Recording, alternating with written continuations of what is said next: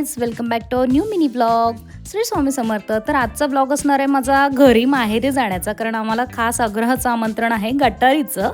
हा दरवर्षी असतं. आमच्या लग्नाला 10 वर्ष झाली आणि 10ही वर्षी दरवर्षी गटारीला आणि 30 पप्पा आवर्जून आम्हाला बोलवतात. हा, आणि आमच्या घरात जावयांचे खूप लाड होतात, त्यांचा खास मानपान केला जातो. इकडे आमचा हा कोंबडा आहे, नाही ह्याला नाही कापायचं उद्या. हा आमचा पाळलेला घरगुती कोंबडा आहे, जो जाम माणसालेला आहे. आणि मग आम्ही त्या अंगणात बसून मस्ती बालाची चालली होती. प्राचीला मारत होता. इकडे रियूचं नेहमीचं रुटीन आहे, पप्पा उपासनाला बसले की तो पण उपासना करणार. ह्याच्यावर मला ॲक्शन घ्यायची. हा जाम खातो तरी जाडा होत नाही.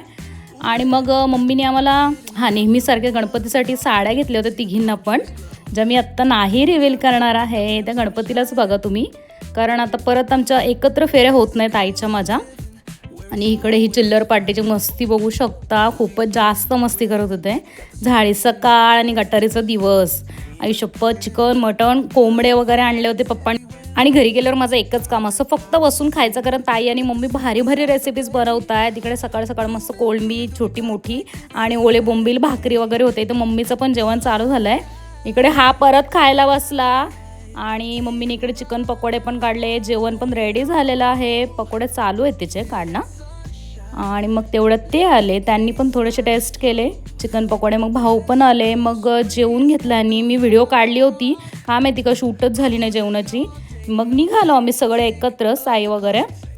निघताना एक सीन झाला, रिऊ हरवला होता. रिऊला शोधाने रिऊ जाऊन डिक्कीत बसला होता. तर करूया मम्मीला बाय बाय, माझी मम्मी ग. आणि चला तर आता करते मी ब्लॉगचा एंड.